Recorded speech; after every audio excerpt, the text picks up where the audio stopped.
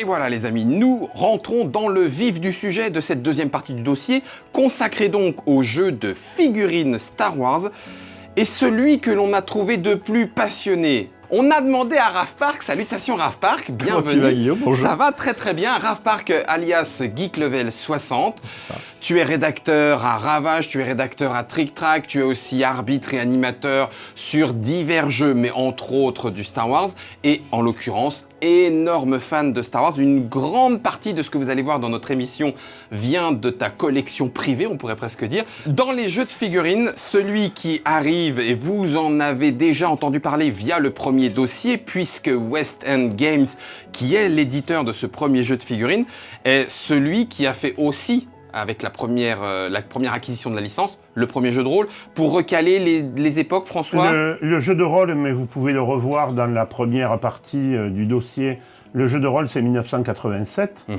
Et avec le jeu de rôle, ils vont prendre l'habitude de sortir des boîtes de figurines, telles que celles que vous voyez sur la table. Et en fait, pour le jeu de rôle, on sort une boîte, et pour chaque supplément, on sort une boîte. Et ils se retrouvent au bout de quelques années avec une bonne dizaine de boîtes, et ils se disent, si on mettait deux de nos game designers sur l'affaire, en l'occurrence c'est Stephen Crane et Paul Murphy qui s'y collent, Oui. et qui vont écrire Star Wars Miniature Battle. Il va y avoir plusieurs extensions. Comme le jeu aura un certain succès aux États-Unis, il y aura même des boîtes de base qui vont sortir. Et à la suite de ces belles boîtes qui à l'origine étaient fabriquées par Grenadier, il va même y avoir des blisters qui vont permettre de récupérer des troupes supplémentaires pour jouer du jeu. Alors qu'est-ce que c'est c'est plutôt du jeu d'escarmouche. Ouais, alors escarmouche plus, parce que tu dois faire tes unités. Alors, moi, déjà, sur la base, c'est vraiment. Ils ont fait une surcouche jeu de figurines au jeu de rôle. Parce que juste déjà créer une unité, c'était super compliqué. Parce que tu avais plusieurs choses là. Au niveau quantité, effectivement, on est sur plutôt des troupes. Tu allais avoir quoi, 3 ou 4 troupes de 7, 5, 6, 7, suivant les unités. 5, 6, 7 figurines, quoi. Donc ça veut dire une trentaine maxi. Ouais, une trentaine de On n'est figurines. pas encore dans le Games Workshop, mais ce que tu dis, c'est que, et il ne faut pas oublier que le jeu de rôle venait à la base aussi avec une affiliation jeu de figurines, en tout cas figurines qui permettaient de concrétiser ce qui se passait dans le jeu de rôle. Là, en l'occurrence, c'est le jeu de rôle Star Wars sur lequel ils ont sorti à chaque fois les petites figurines, Ouais. en se disant, finalement, tiens, si on repartait en arrière pour en faire un jeu de figurines à part entière, et c'est le Star Wars Miniature Battle. C'est celui-ci qu'ils ont sorti donc en 91. Alors ça, c'est le premier qui est sorti. Et notamment après, ils en ont fait un starter, comme tu as montré il y a que juste avant. Alors à l'intérieur, Guillaume, tu as une feuille. Oui. Il faut savoir que on retrouve un petit peu Tiens, voilà, ça c'est le même style de jeu très compliqué à jouer. La première édition de Warhammer Battle souffrait un petit peu du même défaut, c'est-à-dire qu'on a tendance à reprendre la feuille de perso du personnage de jeu de rôle pour en faire la feuille de perso de chaque combattant. Et là, on crie au fou parce qu'il faut... Il faut gérer en fait des tonnes sinon, et des ça tonnes. devient injouable. Là, par exemple, si tu prends une unité de Rebel Trooper, ils vont te dire vous avez l'accès, par exemple, à des Wookiees, à des humains, à des trucs. Suivant ce que tu prends, ça coûte des points. Ensuite, si tu prends un Wookiee Rebel Trooper, tu accèdes à telle ou telle arme ou type d'arme, arme lourde ou pas. Et c'est pareil, ça te coûte des points. Juste faire une unité, ça te prenait un petit peu de temps, quoi. Surtout qu'on parle de l'époque où il n'y avait rien informatisé ou quoi que ce soit qui pouvait simplifier. Soit tout était avec le bouquin à côté, à la mano. Ceci dit, c'était aussi une époque où, quand c'était compliqué, c'est qu'on en avait eu pour son argent. Et donc, si c'était pas compliqué, franchement, ça valait pas grand-chose. D'accord. C'est très Alors, simulationniste. Tout ça, ça va changer, Ouais. puisque donc à la fin des années 90, West End Game perd sa licence, que ce soit pour le jeu de rôle ou pour le jeu de figurines.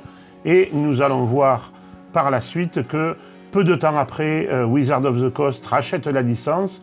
Et il rachète la licence non seulement pour le jeu de rôle, mais aussi pour le jeu de figurines. Donc ça veut dire que ces éléments-là que l'on voit permettaient des batailles de figurines d'environ... Comme d'habitude, tu pouvais te faire des grosses batailles si tu le voulais, D'accord, mais mais en c'était moyenne, long c'était de aux alentours. Voilà, Et une bataille durait combien de temps? plutôt 3-4 heures. Ok. Juste avant de finir, cette collection-là s'est arrêtée dans la fin des années 90, c'est ce que tu viens de dire. Oui. Tu as toute la collection? Il doit m'en manquer une ou deux, je pense. Une ou deux figurines. On va voir ce qu'il en est du côté du Wizard of the Coast, histoire de voir comment les choses ont évolué, puisqu'on est maintenant dans l'aube des années 2000. On est en 2004 pour le nouveau jeu de figurines qui va s'appeler Star Wars miniature. C'est tout. Voilà, il n'y a plus Battle, mais c'est Star Wars miniature. C'est maintenant.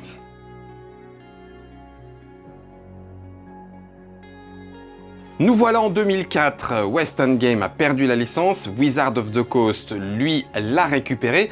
Raph, tu nous as parlé tout à l'heure de cette évolution plus simplifiée. On est presque là pour le coup à l'escarmouche. C'est maxi 5-6 figurines par équipe, donc 10 au total. Voilà, en fait, tu fais des unités de entre 5 et 10 figurines, et on est vraiment aux antipodes du premier jeu de Star Wars West End Game, qui était vraiment très simulationniste. Là, on arrive sur un jeu d'escarmouche très simplifié. C'est-à-dire que c'est vraiment accessible à n'importe qui. Le plateau, c'est des cases, donc c'est un déplacement par case. Vraiment, il n'y a pas de système à mettre à ruban. Les cartes de statistiques, elles ont donc 4 stats plus des capacités spéciales. Oui, force, après, forcément, voilà. Si tu veux jouer, évidemment, tu peux jouer à différents niveaux. Hein. Tu peux jouer très bien avec tes enfants, et derrière, tu vas mettre des petites unités, et ça va se jouer très bien, très facilement. Et puis de l'autre à côté, ça va tout simplement, tu peux jouer en version tournoi, où là, tu vas optimiser à fond ton équipe et tout le reste. Hein. En sachant que un tour de jeu, c'est simple, c'est que tu vas jouer de manière alternée. Et ta figurine a le droit soit de bouger d'un nombre de cases et d'attaquer au corps à corps ou au tir, c'est les lignes de vue, ou alors de bouger 2 fois ou attaquer, bouger. Ça reste vraiment très basique, mais c'est efficace. François, du côté France, on va dire entre guillemets, le produit a été vendu, traduit et vendu. Le produit a été distribué avec une traduction à part de Wizard of the Coast pour la boîte de base. Et après, le reste, il fallait se démerder. Mais disons que le fait qu'il y ait eu une traduction de la règle de base a permis quand même à beaucoup de se démerder. Après, c'était pas un anglais très, très, très difficile au niveau des cartes elles-mêmes. Donc, alors, au début, en fait, c'était plutôt une fan traduction. C'était pas une traduction officielle de Wizard of the Coast. Mais ça l'est devenu. Alors, c'est juste avant la fin. Ils ont sorti... avant la fin, c'est-à-dire combien de temps? 1 an avant la fin.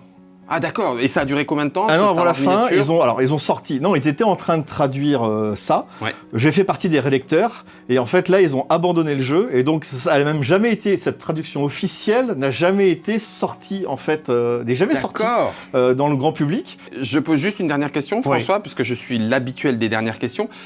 Est-ce que c'était le même système, puisque Wizard of the Coast, avec Donjons et Dragons, a aussi sorti des petites boîtes avec ces figurines et avec ces petites cartes pour chacune? Il y avait un très fort lien de parenté. D'accord. On est d'accord qu'on était dans l'exploitation d'un système de jeu aussi. On n'était pas dans des jeux frères, mais dans des jeux cousins.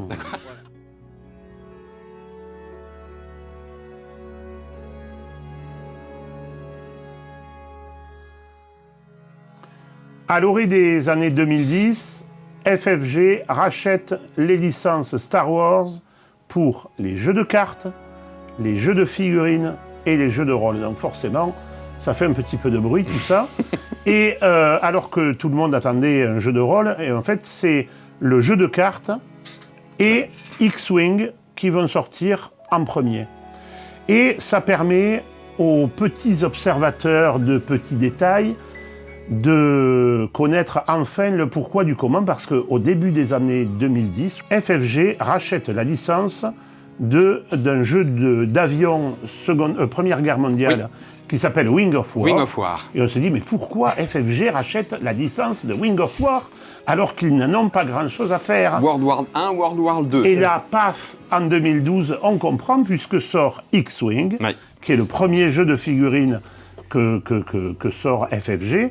Et X-Wing ressemble vraiment beaucoup au niveau de la méca à ce qui faisait le succès de Wings of War, c'est-à-dire des figurines prépeintes et un jeu dont les règles peuvent s'apprendre en 5-10 minutes. Et on ouvre la boîte, on passe un petit moment à lire la règle, mais vraiment pas longtemps, et paf, ça y est, on joue. On démarre. Et avec du Star Wars. Wow. Alors là où FFG surprend aussi un petit peu tout le monde, me semble-t-il, ce n'est pas eux qu'on avait pressenti pour réexploiter la licence Star Wars. Ouais, donc fin 2010, Wizard of the Coast lâche la licence, et là, pendant cette période de creux, tout le monde pensait que c'était Games Workshop qui allait récupérer la licence Star Wars. Après Seigneur des Anneaux et les figurines. Alors, le Seigneur des Anneaux commençait un peu à baisser à l'époque, et tout ça, on se disait, bah tiens, comme les figurines sont open, ils vont y aller, quoi.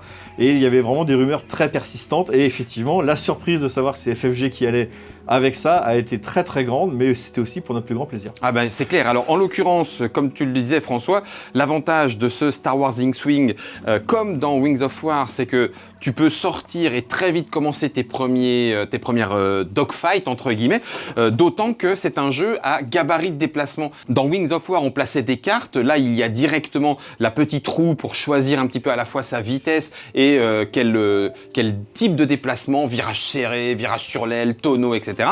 Et donc, du coup, tu places ta figurine, tu mets le gabarit, tu mets ta figurine de l'autre côté et finalement, ça y est, ton tour est pratiquement, entre guillemets, terminé. François, par contre, il me semble qu'il y a 2 versions. Alors ça, c'est la 2e édition du jeu. Ouais. La première édition est sortie en 2 versions, c'est-à-dire qu'il y avait une boîte de jeu classique et ils avaient sorti une boîte de jeu qui correspondait à une autre époque de jeu qui permettait, si je ne veux pas dire de bêtises, de jouer la dernière partie, la dernière trilogie. Ou enfin le début de la dernière trilogie. La première, la Nouvelle République, Voilà. enfin bon, voilà, bref, Et en 2019, donc ça veut dire 7 ans après le début du jeu, forcément on se retrouve avec une collection abracadabrante, des vaisseaux en veux-tu en voilà, Puis des règles rajoutées. des règles qui ont été rajoutées, et puis là où il n'y avait que l'Empire et la Rébellion, il y a eu une 3e faction avec tout ce qui était pirates et scélérats, et puis après ils en ont fait avec le Premier Ordre, et puis bon bref, avec des couches de règles qui s'empilent les unes aux autres, et donc en 2019 ils sortent une nouvelle édition. Qu'est-ce qui change dans cette nouvelle édition? Alors 2019 a fait presque 7 ans de jeu, effectivement, comme dit. Tournoi organisé, ça marchait bien. Hein. C'est un jeu qui marche bien. Ça marche très bien pour les joueurs. Ça se joue très bien en familial, quoi que ce soit, avec les enfants, pareil, encore une fois. C'est comme je dis, c'est du prêt à jouer. Le seul truc qu'il y a, c'est qu'effectivement, à force d'ajouts, ils ont dû, effectivement, remettre à plat les règles et refaire, tout harmoniser, réharmoniser, voilà, tout ça. Donc ça, c'était surtout pour le jeu. Et derrière, ils ont aussi surtout fait un logiciel qui permet de créer sa propre unité. Alors ça, c'est aussi bien pour le particulier, hein, pour jouer, ça lui permet, c'est plus facile de faire ça, mais c'est surtout pour les tournois, parce qu'il y a eu en V1, il y avait des fois des tournois, des figurines qui étaient un peu trop puissantes, et ils mettaient des mois et des mois à corriger ça, et pendant des mois, tu avais les mêmes équipes qui tournaient sur les tournois, qui trustaient le truc. Moi, j'ai arbitré des trucs, tu arrives, tu as 80% des équipes qui sont exactement les mêmes à quelques cartes près, c'est super triste. Et puis en plus, ça faisait souvent pleurer l'amateur du jeu en canon, voilà, c'est ça. Parce que tu jouais avec des trucs qui n'avaient absolument rien à voir avec la storyline de Star Wars. Donc vraiment, cette V2 a permis donc, de remettre à plat les règles, créer ce logiciel pour en même temps harmoniser aussi au niveau des puissances ou quoi que ce soit. Quand ils voient quelque chose qui ne marche pas pour les tournois, ils sont maintenant assez réactifs. Tu changes dans le logiciel et c'est automatiquement rééquilibré à 1 ou 2 points près des fois, mais c'est rééquilibré. Au niveau des règles, sinon, quasiment rien n'a changé. Un puriste va dire si, il y a ça, il y a ça. Mais non, là, normalement, il n'y a quasiment rien qui a changé dans les grandes lignes. Et en même temps, avec l'arrivée de la V2, il y a aussi eu l'arrivée de la période Clone Wars. Avec la fédération des séparatistes et la République. La République. Ce qui voulait dire aussi que quelqu'un qui était un fan de la première heure, comme tu l'as peut-être été, tu rachètes tout en V2 ? Et non, parce qu'ils ont sorti en fait des kits qui étaient des kits de mise à jour. Et en fait, chaque kit de mise à jour te permettait d'avoir tout le matériel pour remettre à jour ta collection. D'accord. Donc là, tu vas trouver... continuer de garder ton matériel V1. Tu vas trouver les nouveaux cadrans de manœuvre, les nouvelles cartes, etc. Et tu n'as pas besoin de racheter tes figurines. D'accord. Ce qui faisait combien de kits de conversion si tu voulais tout jouer ta V1 en V2 ? Alors après, ça dépend du nombre de vaisseaux que tu as, mais la majorité, voilà. Il y avait un kit par armée. D'accord, donc Empire, il y avait Rébellion. 5 kits de collection. Il y avait Premier Ordre, Résistance, Empire... Racaille et Scélérat. D'accord. Et puis t'avais l'Empire et puis t'avais les 5 factions. Voilà, c'est ça. Le truc qu'il y a, c'est qu'effectivement, après ça dépendait. Celui qui faisait juste l'Empire, il achetait juste le kit de l'Empire. Oui. Après, suivant le nombre de vaisseaux que tu avais, tu pouvais des fois acheter 1 voire 2 kits parce qu'il n'y avait pas assez de vaisseaux là-dessus. Mais bon, après déjà juste un kit par truc, ça suffisait. D'accord. Mais en France, on était bien servi. Parce que Asmodée France a fait un effort là-dessus. En fait, le kit aurait dû coûter 50 € à la sortie. Et Asmodée France, pour essayer de conserver au maximum la communauté des joueurs, l'a vendu prix coûtant à 25 € pour ceux qui le commandaient dans le mois. Et donc tous les joueurs pouvaient le commander à ce moment-là. Je peux vous dire que les joueurs américains... ont crié. Nous ont envié plutôt. François, Raph, en boutique, X-Wing reste encore un jeu qui est conseillé, qui est joué, pratiqué. Quel est l'avenir du X-Wing ? Tout à fait. Et puis en plus, c'est vraiment... Il n'y a rien de mieux pour se mettre au jeu de figurines et pour savoir si tu vas accrocher à ce type de truc, quoi. C'est clairement, pour moi, c'est un jeu prêt à jouer. C'est que tu ouvres la boîte, tu as les figurines qui sont déjà prêtes, faites, assemblées, tu n'as plus qu'à jouer, comme il a dit tout à l'heure, lire les règles. C'est même un jeu que je conseille, c'est effectivement, si vous voulez commencer au jeu de figurines, je dirais que c'est ça, et même avec vos enfants du plus jeune âge. C'est ça. Moi, le mien, depuis l'âge de 8 ans, il joue Et à ça. ça a un avantage considérable par rapport à pratiquement tous les autres jeux, c'est que même si au pire, le jeu ne te plaît pas, mais il te reste de belles figurines déjà peintes. On est d'accord. C'est beau de le dire comme ça. D'ailleurs, il y en a il y a des mastodontes, mais je croyais que ça, c'était que pour Star Wars Armada. Mais bref, parce que ça, c'est pas du Armada. Non. Armada, c'est encore un autre niveau. On y arrive.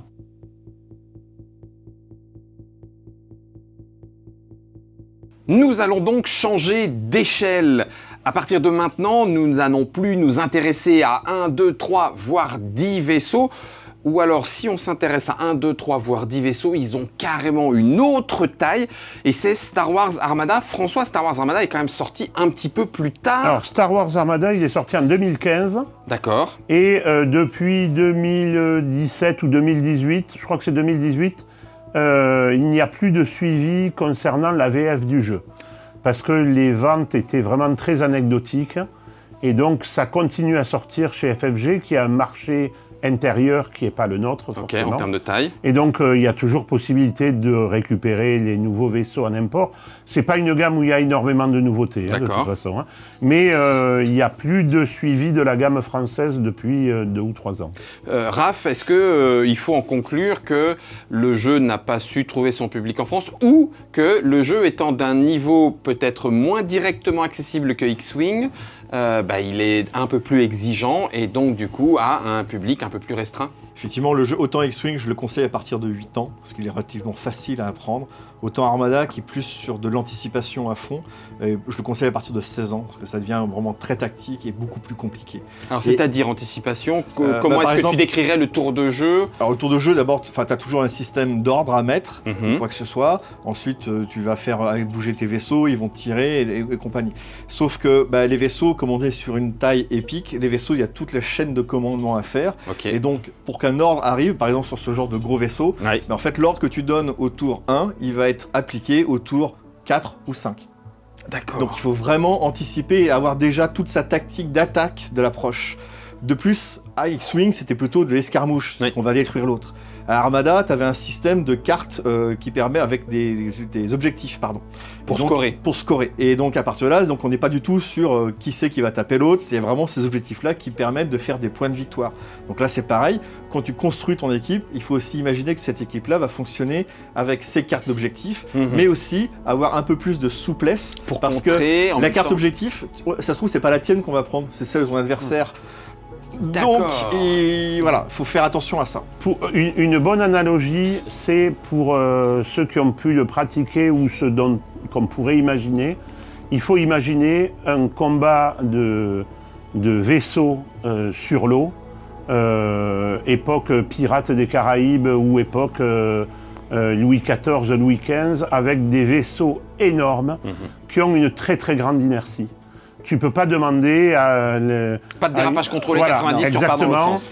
Il va mettre des kilomètres à arriver à retourner sur lui-même, alors que le petit sloop à côté va aller beaucoup plus vite.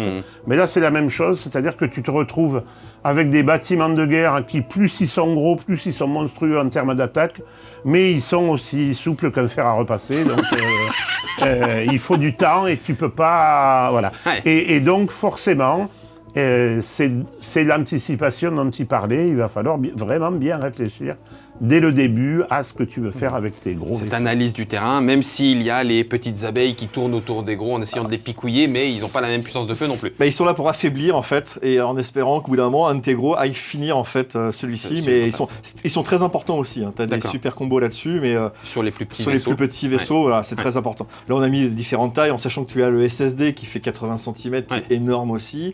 L'avantage aussi de ça, tu as le Star Wars Armada Conflict Aurélien, donc qui est la première campagne. Voilà.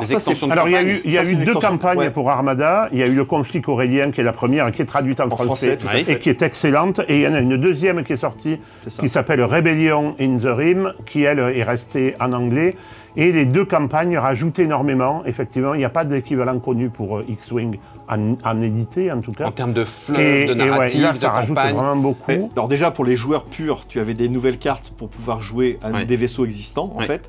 Mais c'est surtout, tu avais, dans celui-ci, tu as une carte et tu fais 2 équipes. Et en fait, ensuite, tu te rencontres et tu gagnes des points. Tu vas te battre sur des planètes et tu vas conquérir les planètes qui vont te donner des points de plus, etc., etc.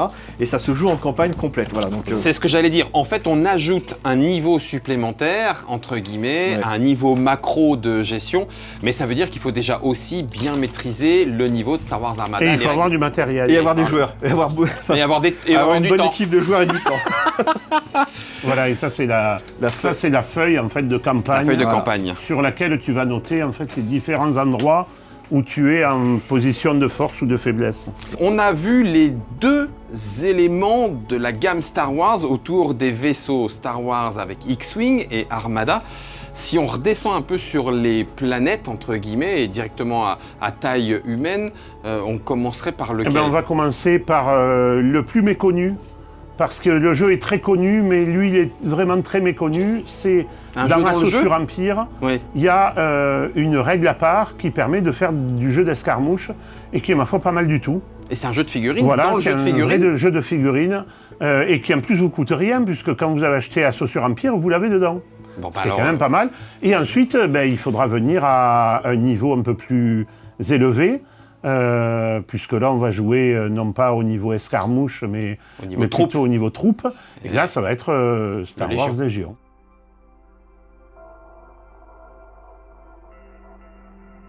Et c'est donc avec la boîte de 2014 d'Assaut sur l'Empire qu'on peut découvrir en fait un jeu dans le jeu, celui qui n'est pas forcément le plus utilisé, et pourtant c'est bien dommage, avec 2 petites cartes en fait, à la fois un paquet de cartes commandement que l'on se crée, et puis des cartes unités que l'on achète. On va pouvoir se faire sa bande de quelques figurines, les cartes qui vont nous permettre de les activer, etc., et d'avoir quelques capacités spéciales, et on va le jouer en mode escarmouche avec même des cartes missions particulières fournies dans les boîtes. Un jeu d'escarmouche que je rapprocherais même du jeu de Wizard of the Coast, de Star Wars miniature. D'accord. Parce qu'à ce niveau-là, c'est vraiment dans le même principe. Et ce qui est remarquable, c'est que, en fait, c'est vraiment pas quelque chose qui a été mis dans la boîte pour pousser à avoir une espèce de plus produit. Non, ils ont vraiment développé un vrai jeu avec sa cohérence et tout. Et dans toutes les boîtes d'extension, mais aussi dans tous les blisters, on n'oublie jamais le ils mode rajoutent les cartes pour le mode escarmouche, et souvent, même dans les gros blisters, on a un scénario. Tout à fait. Donc, il y a vraiment un suivi qui est remarquable là-dessus. Alors là où, en plus, on a 2 jeux en un, c'est qu'à quelques différences près, en fait, tu connais le jeu par Star Wars Assaut sur l'Empire, mais l'avantage, c'est que, hors du fait de faire une mission et surtout de la jouer en campagne, c'est de pouvoir jouer un format beaucoup plus libre en termes de création d'équipe, et puis direct pour se tataner un petit peu sur le nez. C'est ça. En même temps, c'est aussi l'utilisation de l'achat des blisters à côté. Parce que souvent, pour la mission de la campagne, tu avais des petits tokens, donc tu pouvais acheter la figurine pour remplacer le token. Mais c'est surtout pour le mode escarmouche, tu achetais cette figurine-là pour faire ton équipe. Et à partir de là, tu avais dedans effectivement toutes les cartes pour faire. Le jeu est relativement rapide. Ils ont même vendu, alors c'est vrai qu'on pouvait utiliser les tuiles pour faire son terrain, mais tu pouvais même acheter carrément les tapis pour la saison, en fait, parce que ça marchait par saison. Et tu achetais les tapis pour faire directement. Donc au lieu de t'embêter à monter le tube, tu sortais le tapis, tu déroulais et tu jouais. Et c'était super. Donc voilà, c'est juste, on en a déjà parlé dans le premier d'Assaut sur l'Empire, parce que il vaut son pesant de cacahuètes en termes de sentiments ludiques autour de la licence Star Wars. Un de mes préférés certainement. C'est juste pour remettre aussi le fait que le mode escarmouche, ne l'oubliez pas, si vous n'y avez pas encore joué, c'est le moment de vous y pencher, parce que c'est vraiment un jeu dans le jeu avec un autre niveau et d'autres plaisirs. Tout à fait. Et bien celui par contre qui va passer au niveau un petit peu plus, on l'a dit, troupe, c'est le Star Wars Légion. Et alors là c'est pareil, on est là pour le coup sur le hobbyiste, figuriniste, régiment &co, on est d'accord? Là faut se sortir les doigts. Alors on va le faire sur Trick Track et on va mettre ça en place sur le tapis.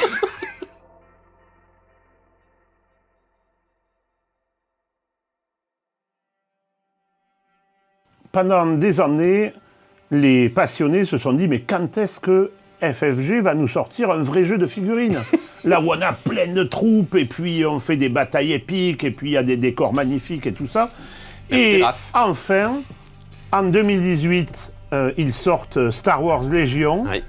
Et un petit peu plus tard, en 2020, ils sortent la nouvelle boîte de Star Wars Légion qui devient un petit peu la boîte référence. La boîte de référence. Celle qui traite de la guerre des clones. C'est ça, avec le général Grievous et le général Obi-Wan. La boîte qui permet de jouer directement, Raph, ou est-ce que comme tout jeu de figurines, est-ce que ça suffit pour pouvoir jouer? La boîte suffit pour commencer à jouer. Pour commencer à jouer. Très vite, il va falloir acheter des nouvelles troupes pour compléter parce qu'effectivement, le nombre de points n'est pas conséquent pour faire une partie full en fait. Une partie, c'est combien de points? Alors, tu as des 500-800 points, il y a différents formats. Il y a différents formats, parce qu'il est joué aussi en mode tournoi. C'est ça. Par contre, alors là, désolé de devoir vous le dire, qu'on ne vous mente pas sur la marchandise, on parle d'un jeu de figurines. Voilà, on est clairement sur une échelle de jeu et un temps de hobby qui ressemble à du Warhammer. C'est-à-dire que tu as des figurines qui sont sur des grappes, il va falloir que tu dégrappes tout ça, que tu ébardes, que tu ébardes. Le travail est... Bon, quand on est un petit peu doué comme notre ami Raph, on arrive quand même à quelque chose dont on est super fier. Ça fait rêver. Voilà. Alors du coup, pour reprendre le canon, entre guillemets, en termes de règles et donner un petit peu une idée à ceux qui nous écoutent, tu vas avoir une liste d'armées, avec des points. C'est ça. Tu dépenses, tac, tac, tac, tu te fais ta liste d'armées, ta composition. Tu installes sur le plateau, on est sur un 90 par 90. Sur la liste d'armées, on ressemble énormément au système X-Wing Armada. Donc déjà, c'est relativement simple à le faire. C'est-à-dire que tu as une carte qui représente l'unité et tu as dans un petit cartouche des options que tu peux ajouter. Par exemple, une arme spéciale dans l'unité en plus, une troupe en plus, etc. Ou une arme. Avec le gros lance-roquette. Tout à fait, qui n'est pas fourni d'origine dans l'unité. Donc ça rend vraiment le jeu très facile pour assembler une unité, enfin son armée, mais aussi tu peux aller jusqu'au bout pour justement chercher à optimiser au mieux les unités qui vont bien s'imbriquer les unes dans les autres et comboter ensemble. Donc effectivement là aussi tu peux avoir deux lectures, c'est-à-dire une simple, plaisir, on y va cool, et puis une autre tournoyeux où là on va être un peu plus sérieux au niveau des choix en fait, qui sont faits. Ok. Une fois que alors donc après 90 par 90, c'est en tu as un format 90 par 90, alors de mémoire c'est 500 points, j'ai le trou là. Forcément, la loi de Murphy t'inquiètera pas. Et je te montre. Et tu as un autre format en 90-180. D'accord. À partir de là, effectivement, tu choisis sur ces deux formats. Et le 90-180, c'est pareil, si la mémoire ne fait pas défaut, c'est 800 points. De là, tu vas commencer à mettre des décors. Et là, le fait intéressant, c'est qu'au début, tu as des cartes objectifs, là encore. C'est-à-dire qu'on va déployer des cartes objectifs devant nous. On va en déployer, alors il y en a 3 x 3. C'est-à-dire qu'on en a 3 qui vont permettre de faire la mise en place de tes armées. On a aussi 3 cartes qui vont te permettre en fait de mettre un événement dessus, ça peut être du temps ou des trucs comme ça. Et on a aussi 3 cartes qui vont te donner l'objectif de la mission. D'accord. Et au début, chaque joueur va pouvoir retirer 2 cartes parmi ces 9. Alors, va pouvoir jusqu'à 2 cartes, parce que tu peux passer ton tour, etc. Et après, en fait, on va prendre les cartes qui restent, celles qui sont le plus à gauche. En fait, on va dire, tiens, cette partie-là, on la joue, on démarre comme ça, avec cet objectif-là, et cette condition météo, entre guillemets, qui est comme ça. Donc là, on est dans un domaine où le renouvellement va permettre de jouer plein de parties différentes, même avec la même compo d'armée. C'est ça. Et surtout que tu as des boîtes qui te complètent avec 2 nouvelles cartes objectifs, ce qui fait que ça augmente de plus en plus cette variabilité. D'accord. Sur le reste, on est de façon relativement classique, des caractéristiques, des dés que je vais lancer pour réussir à atteindre la cible, etc. etc. Alors, la couvert, ligne de vue. C'est ça, on est surtout sur ce truc classique. Il y a quand même une petite notice, enfin un petit truc assez sympa au niveau de l'initiative, ça se joue avec des cartes. Et donc celui qui a un certain type va prendre une carte, peut avoir l'initiative, mais va pouvoir va moins choisir en fait ses unités. Et celui qui a l'initiative basse, par exemple, va jouer après, mais va pouvoir mettre plus d'ordre, en fait, ce qu'on appelle des petits pions d'ordre sur ses unités. Et au moment de jouer, il choisit, c'est soit il active une unité qui a déjà un pion d'ordre, donc il choisit l'unité qu'il veut jouer, soit il pioche dans un sac un pion pour dire, ça va être une unité de troupe. Alors, unité de troupe, c'est s'il lui reste 3 unités de troupe, il va choisir parmi les 3. Mais ça n'empêche que si vous voulez jouer son commandant et qu'il pioche un pion troupe, en fait, il va devoir jouer une des troupes, c'est aléa. Donc c'est aussi ce petit côté stratégique qui est vraiment super sympa là-dessus. Après, comme tu dis, c'est le reste, on avance, on tire, on lance des dés, l'autre des dés de défense, et on va retirer les troupes, etc. etc. Je me tourne vers François. François, Star Wars Légion s'inscrit dans la lignée, et c'est pas le premier essai, hein, puisqu'on a eu entendu parler de Rune Wars en son temps. Il est très difficile de se confronter justement au Hobby Games Workshop. On a l'impression, est-ce que je me trompe, que Star Wars Légion justement voilà, on n'a pas forcément la vérité première. Ultime, tout à fait. Mais en tout cas, là où effectivement Rune Wars s'est un peu cassé les dents par rapport à l'Ogre Games Workshop, il semblerait, et de ce qu'on voit de la façon dont les nouveautés s'achètent en boutique et la façon dont on peut voir aussi sur la toile les photos de gens qui font des tournois et compagnie, il semblerait que Star Wars Légion est quand même bien accroché dans son public cible, quoi. Ouais. Côté jeu organisé, comment ça va se passer ? Depuis un an, c'est un petit peu décompliqué, bien sûr, hein. Mais sinon, effectivement, il y avait des tournois qui sont réguliers, et puis même maintenant, des boutiques, on voyait avant des boutiques organisaient régulièrement des tournois, ça a tourné un peu, ça se jouait pas mal. C'est surtout depuis la sortie de la deuxième boîte avec les 2 nouvelles factions, parce qu'avant, il y avait que Empire et Rébellion, et donc c'était un peu limité. Maintenant, on arrive à 4 factions, et donc là, effectivement, là, on commence à avoir beaucoup plus de choix et de diversité, en sachant que vous pouvez très bien avoir les séparatistes contre l'Empire, hein. Bon, même si on est d'accord, mais ça, dans le jeu, vous avez le droit de le faire.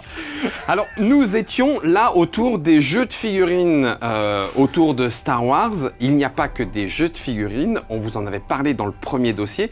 Il y a aussi d'autres curiosités. J'allais dire bienvenue dans le musée, non pas des horreurs, mais des curiosités et autres olnies autour de la franchise. Voilà. On a quelques belles surprises. Il y a de belles surprises, il y a vraiment de très bons jeux. Il y en a d'autres qui... On va les montrer. On ne va pas jeter de voile pudique dessus parce que c'est rigolo quand même.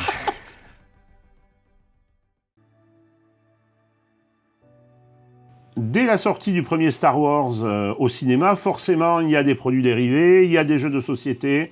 Ils valent entre rien et pas grand-chose. Et donc, on n'en parlera pas.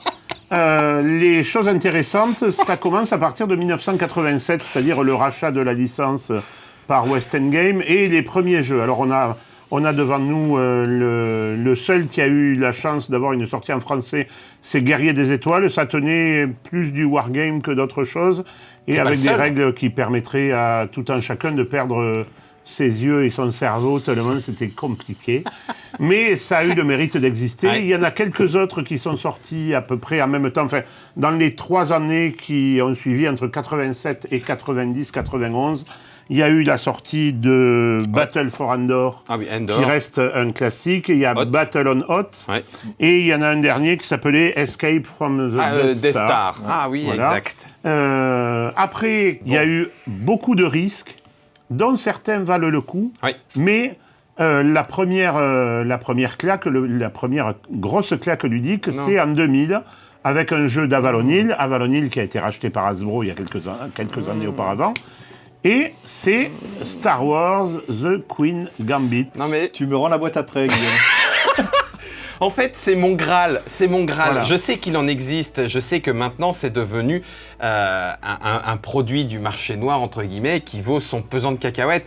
Mais il faut quand même admettre que Star Wars The Queen's Gambit, en plus d'avoir un matériel qui claque, The Queen's Gambit a quand même une proposition ludique qui reprend et raconte à chaque fois le « et si on se refaisait ce moment du film ?» Et ça fonctionne avec ces 3 tableaux, l'attaque contre les Gungans. On parle de l'épisode 1, hein. On parle de l'épisode 1, pardon. Oui. L'attaque des clones. L'attaque contre les Gungans. De l'autre côté, Anakin qui se débatouille comme il peut dans son vaisseau dans l'espace. Et puis, en termes de jeu, alors c'est Hasbro, Avalon Hill, c'est un jeu à licence, mais le développement est excellent. C'est Avalon Hill, et c'est un jeu de Rob Daviau et de son collègue Craig Van Ness. Donc, c'est pas n'importe quoi. Il faut dire à tous ceux qui sont intéressés par le jeu... Alors, le jeu est hors de prix en occasion, mais il faut savoir qu'en 2015, ils ont sorti un jeu qui s'appelait Risk Star Wars Edition, qui était une très grosse édition de luxe de Risk Star Wars. Et en fait, derrière ce Risk Star Wars Edition se cache la réédition de Queen Gambit. Ils abandonnent le principe des plateaux en 3 dimensions. Ils sont tous en aplat, mais c'est exactement le même jeu retravaillé par les mêmes auteurs et il avait à l'époque bénéficié d'une traduction française. Alors on va passer après à vraiment une curiosité. Ah oui, merci On va Raph. être honnête avec Guillaume, on n'en connaissait même pas l'existence. Et moi, je suis ravi parce que tu m'as dit que c'était du coopératif En fait, c'est un petit jeu coop et qui se joue bien. et qui, franchement, alors, il est facile entre guillemets, Ouais. mais grand public. Mais moi, j'ai à chaque fois bien aimé de y jouer avec les copains, quoi. Voilà, sachant que pour des raisons de licence et d'achat de licence dans différents pays, il n'est sorti qu'en Allemagne et qu'en version allemande. Il n'y a même pas eu de version anglaise ni quoi que ce soit. Donc je pense qu'on doit le trouver assez facilement et à bas prix, étant donné le peu d'enthousiasme que nous avons ici pour la langue de Goethe. Il y a une trad VF qui traîne. Qui traîne en plus. Ouais, mais qui traîne. Ça date de 2012. Hein, donc Et c'est un pas- cosmos, et vous allez pouvoir revivre cet épisode où ils sont tout au fond dans l'arène, et que du coup, il va falloir un petit peu bastonner contre des tonnes et des tonnes et des tonnes de clones and co. Voilà pour Angriff der Klonkrieger. Après un petit tour du côté de FFG. FFG, on a parlé de tous leurs jeux de rôle et autres, mais ils ont commencé par un jeu de cartes. Un jeu de cartes de Eric Lang, c'est quand même pas mal, qui avait comme particularité de dynamiter un peu le principe du deck building que l'on est obligé de faire avant de jouer, avec un système très très astucieux. C'est dommage que ça n'ait pas été repris dans d'autres jeux par la suite, où en fait on ne choisissait que 6 cartes de chefs de troupe ou de faction. Et en fait, une fois qu'on avait ces 6 cartes, on allait chercher pour chacune de ces 6 cartes une dizaine de cartes qui étaient attachées. Et hop, notre deck était terminé. Est intensifié. C'est un living card game. Hein, on est encore dans les jeux de cartes évolutifs au sens où il n'était pas avec de l'aléatoire sur des boosters. Non, ça a été un des premiers tu pouvais avec le récupérer principe et du non collectionnable. Enfin, du non collectionnable. Oui, Du non au hasard. aléatoire. Voilà, et du des non non aléatoire. Il manque juste un truc, c'est que là c'était la boîte de base, là c'est les boosters, mais il y avait effectivement, comme FFG sait le faire, les petites boîtes de luxe avec un peu plus de cartes aussi dedans qui étaient fournies. Et ça marchait par cycle, donc tu avais la grosse boîte qui sortait et après le cycle de 6 petits blisters. Pour Voilà, continuer et il y a comme ça. eu, je crois, jusqu'à 6 factions différentes pour le jeu, avec des règles pour même jouer à plus de 2. Donc il y a eu quand même un gros développement dessus. Après, ils ont toujours chez FFG... Alors ça, c'est une reprise, Alors, c'est une réinterprétation Tout à fait. d'un mais jeu qui est très très bon. qui était sorti précédemment, mais en fait, on se rend compte que cette thématique Star Wars, loin Fonctionne. d'être plaquée, Tout à fait. fonctionne même encore mieux Encore que la mieux. thématique Des de base, services hein. secrets, puisque Voilà. à l'époque, la s'appelait boîte CIA était contre CIA KGB. contre KGB. Il était même prévu que d'autres services secrets sortent avec d'autres boîtes. En l'occurrence, on a eu d'abord, et je crois qu'on n'aura que celui-là, le jeu pour 2 joueurs. Donc l'un prend l'Empire, l'autre la Rébellion, avec cette idée un petit peu du tir à la corde, c'est-à-dire que est-ce que je lâche d'un côté parce qu'il y a plusieurs objectifs et je vais me battre. Ça marche très très bien. L'Empire versus Rébellion, si vous aimez Star Wars et que vous aimez les petits jeux de stratégie à 2, ça fait partie de ceux qui sont très agréables à trouver et finalement à découvrir. Voilà, et on termine avec des jeux FFG dont on n'avait pas parlé précédemment, Ah oui, avec le jeu Star D. Wars Destiny, le jeu de dés, qui a connu de très Ah oui. nombreuses extensions avant de mourir de sa belle mort.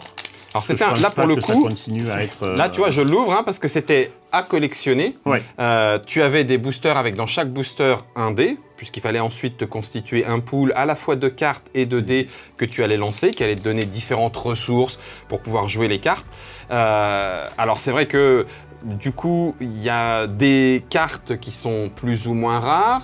Il y a des cartes qui sont sans dés, mais il y a des cartes avec dés. Il y a des dés qui sont plus ou moins rares aussi. Puis ça faisait quand même du matos. Il y avait des cartes qu'au bout d'un moment dans le jeu tu posais et ça te permettait d'avoir un dé en plus dans ton Tout pool à de fait. lancer, donc d'avoir plus de puissance pour éliminer ton adversaire. Là, pour le coup, c'est pareil, pas un jeu de dés ou un jeu de cartes traité à la légère. En termes de jeu, ceux qui ont apprécié et qui l'ont un peu pensé se sont rendus compte de la profondeur. C'est juste qu'il a eu effectivement un cycle beaucoup plus court. D'aucuns diraient, est-ce qu'il a été suffisamment soutenu parce que c'est un jeu qui mérite de se jouer en tournoi pour se confronter à d'autres, parce que si tu joues tout seul, tu n'achètes. Bref, quoi qu'il en soit, il a existé et il a largement de quoi faire, puisqu'il y a de nombreux cycles autour de ce Star Wars Destiny. Voilà, et on va terminer avec Star Wars, l'ascension du côté obscur, qui Ouais. est un jeu qui est sorti chez Lucky Duck. Exactement. Et ça fonctionne du coup de la même façon, Raph. On est dans le coopératif, Tout à fait. Et, mais familial quelque part. On va dire que c'est du familial plus. Mais ça reste du familial. Oh, les règles sont très très simples à comprendre, mais après Ouais. il y a des stratégies à mettre en place qui fait qu'effectivement, ouais, du familial plus, on va dire. Ouais. Donc l'ascension du côté obscur, là encore, un jeu développé autour de la licence Star Wars. Du coup, ça veut dire que, contrairement à ce qu'on disait un peu en introduction, il y a eu effectivement des jeux sur lesquels on peut laisser un voile pudique. Et puis Malgré d'autres tout, des traitements. qui se défendent plus que bien. Plus que bien. Et maintenant, on va passer à la dernière partie et on va parler des jeux à licence. C'est-à-dire que j'ai un jeu, je vais acheter une licence Star Wars et je la colle sur mon jeu et il sort comme ça. Et puis ça peut être drôle des fois. Ça peut être drôle, ça peut même être pas mal du tout, Ouais. ou ça peut être un peu catastrophique, mais nous allons voir ça tout de suite. Mais-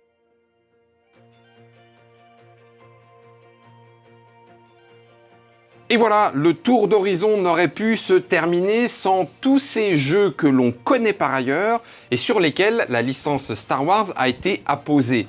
Pour le meilleur et pour le rire, pour pas dire pour le pire parfois. Une fois encore, l'objectif n'est pas de tous vous les montrer. N'hésitez pas à utiliser les commentaires pour amener d'autres éléments justement et compléter. Mais ceux qu'on a trouvés ont un petit peu cette petite particularité à la fois du clin d'œil ou à la fois du jeu où on se dit « Ah oui, pourquoi pas ?»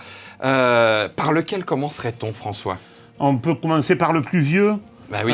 C'est le Starfighter Battle Book qui reprend le principe des livrets style As des As qui ont fait la joie des joueurs dans les années 80. En fait, le principe est très simple. Chaque joueur a un petit bouquin et on va commencer à la même page. Et selon ce qu'on fait, on va à telle page et on dit à l'autre joueur « Va à telle page et tu vas voir où je me trouve par rapport à toi ».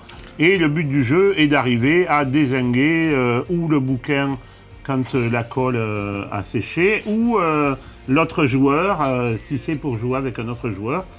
On faisait un peu toujours la même chose, mais ça restait quand même un principe assez amusant. Et puis assez novateur, c'est-à-dire qu'un livre, un peu un livre dont vous êtes le héros Ouais, à deux, où où du coup tu et avec vois une ce que l'autre interaction voit. immédiate. De ton côté, tu as toi aussi trouvé des jeux auxquels on ne s'attendrait pas et qui finalement marchent de façon rigolote avec la licence Star Wars. Oui, on va commencer par mon petit favori. Bah oui, bien sûr.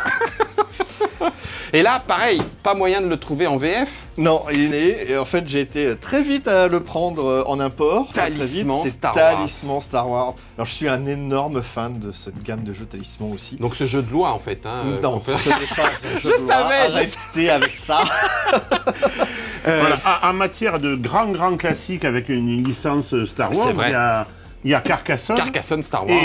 Et ben, de façon assez étonnante, le jeu tourne très très bien. Le jeu tourne très bien parce que dans cette classique mais revisitée de Klaus-Jürgen Wrede, on va pouvoir avoir, entre guillemets, ça ne plaira pas forcément à tout le monde, mais une dose supplémentaire vu qu'on va pouvoir choisir sa faction.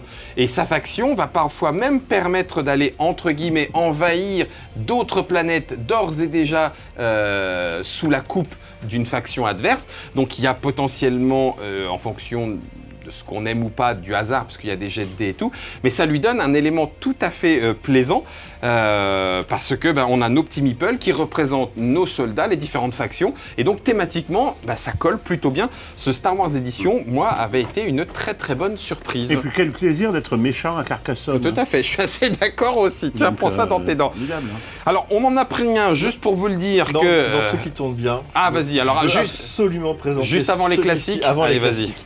Parce que franchement, le jeu de base déjà c'est Tsuro, donc ils ont transformé effectivement en version Star Wars avec Asteroid Escape, où ils rajoutent un côté effectivement tu as des astéroïdes qui se Oui. baladent, et c'est pareil, c'est une très belle conversion à un jeu qui de base tourne très bien, et avec cette licence là ça colle plutôt pas mal aussi. On parlait de thématisation, on a un petit côté Où est Charlie avec ce I Found It Star Wars, et donc du coup, des éléments foisonnants de détails, reprenant l'univers Star Wars, fait de façon assez drôle, entre guillemets.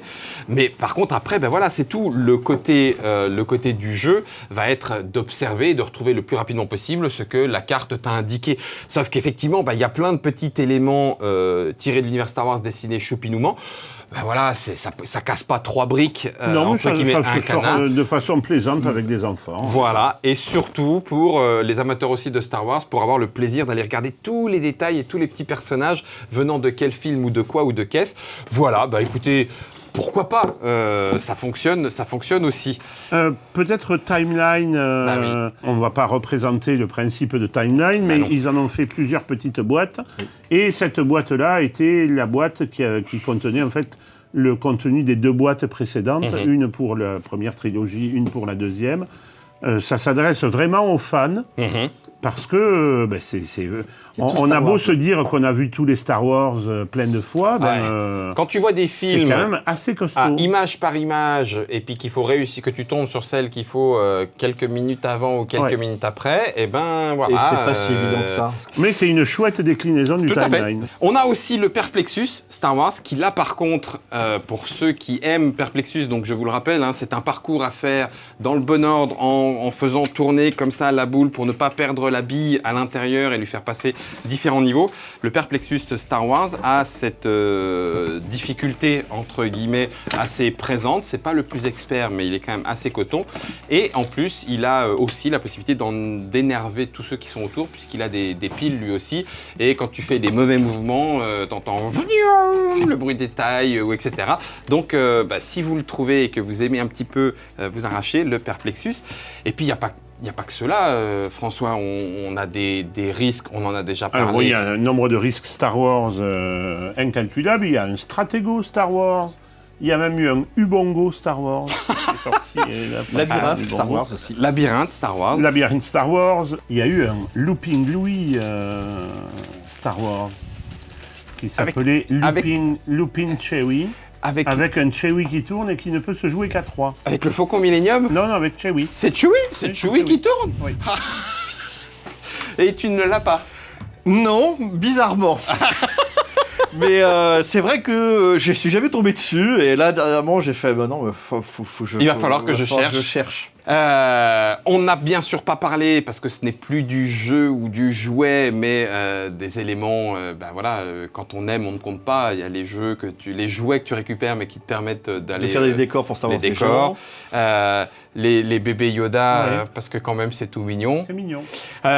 Ça, c'était la partie un petit peu ovniesque. Le mieux est quand même ce Looping Chewie. On vous donnera certainement rendez-vous si un jour tu le trouves, parce qu'une partie à 3, ça sera assez génial. Bon, en attendant, un grand merci à Raph Park d'être venu. Je vais laisser la parole à François, et peut-être à Guillaume aussi pour la conclusion, mais...